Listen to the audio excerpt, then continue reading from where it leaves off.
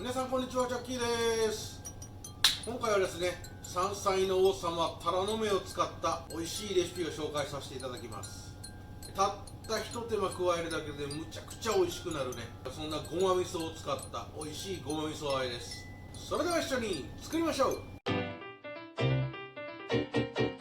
チャンネル登録お願いします。それでは材料から紹介させていただきます。こちらタラの芽1パック、だいたいね10本前後入ってる1パックを使用します。タラの芽といったら山菜の王様なんでね、めちゃくちゃ美味しい大人のおつまみにしちゃいますよ。はい、そしてこれがね今回のめちゃくちゃ美味しくなるごま味噌。材料は以上です。まずはこちら秘伝のごま味噌から作っていきます。こちらフライパンの方に白ごまを入れてください。そうしましたら火力を弱火にしてゆっくりとこのごまを温めながらごまの香りを引き出していきます。火力は強すぎると焦げちゃうので、はい、できるだけ弱火でこのままごまを入れながらねしっかり香りを出していきます。だいたいね5分ぐらいいるとごまのめちゃくちゃ香ばしい香りが出てきますので、これ最大のポイントです。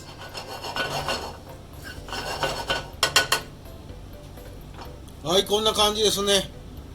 ごまがほんのり茶色くなって少しね表面になんかツヤが出てきます。フライパンで5分ぐらい空炒りするといい感じの状態になってごまの香りが大爆発しますんで、まずはごまをね香ばしく空炒りしてください。あとごまはねすごく焦げやすいのでしっかりこう鍋を振ってまたは木びらで混ぜながら焦がさないように弱火でじっくりといってください。お次はボウルにお味噌を大さじ1杯用意してください。お味噌汁なんかを作る普通の合わせ味噌です。そこへお砂糖小さじ2杯、お水こちらね小さじ1杯ぐらい入れてください。あとねごま油、これごま油も小さじ1杯入れてください。よいしょっと。はい、こちらねしっかりスプーンなので混ぜ合わせて味噌だれを作ります。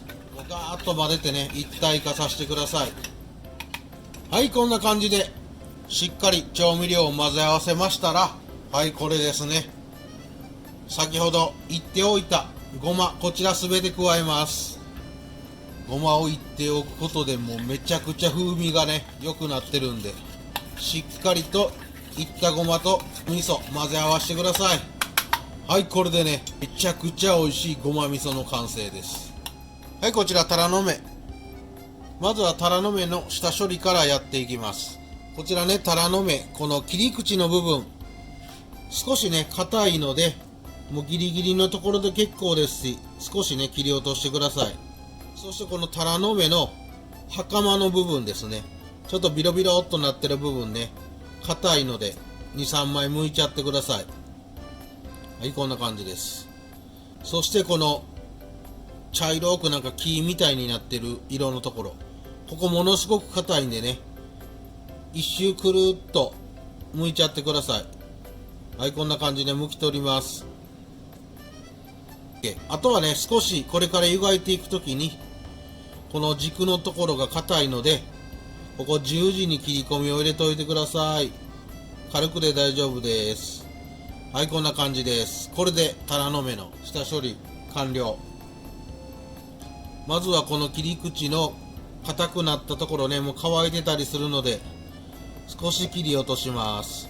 色が変わった袴の部分をペリペリっとね 2,3 枚剥いちゃってください。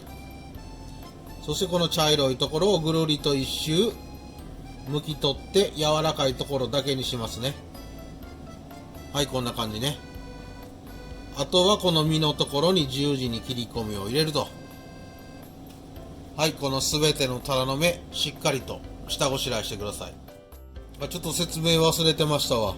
タラの芽なんですが茶色くなってる木みたいな色のところねトゲがあってそこものすごく硬くて痛いので気をつけてください。はい、こちらタラの芽しっかり下ごしらえできましたら、このタラの芽ね油で炒めたり天ぷらなんかにするときはもうこのまま使っていただければ大丈夫なんですが、今回はごま味噌和えなのでこちらをまずさっと茹で上げてアク抜きしていきます。まずはお湯を沸かしてください。その中にね、少しお塩を入れてください。はい、ここへ下ごしらえしたタラの芽を入れて、まあそうですね、2分ほどゆっくり湯がいて中まで火を通していきます。湯がきすぎるとぐにゃぐにゃになってせっかくの食感が損なわれますので、中火ぐらいで2分ほど湯がいて冷水に落としてしっかり冷ましてください。はい、タラの芽2分ほど湯がいて柔らかくなりましたら、このまま冷水につけていきます。このまま 2,3 分置いて中までしっかり冷ましてください。はい、こちらしっかり柔らかく茹で上げて冷やしたタラの芽、キッチンペーパーなどでね、水気をしっかり拭き取ってください。もしくはザルなどにあげてしばらく置いといてね、水気はしっかりと切っておいてください。はい、もうここまでできたらめちゃくちゃ簡単。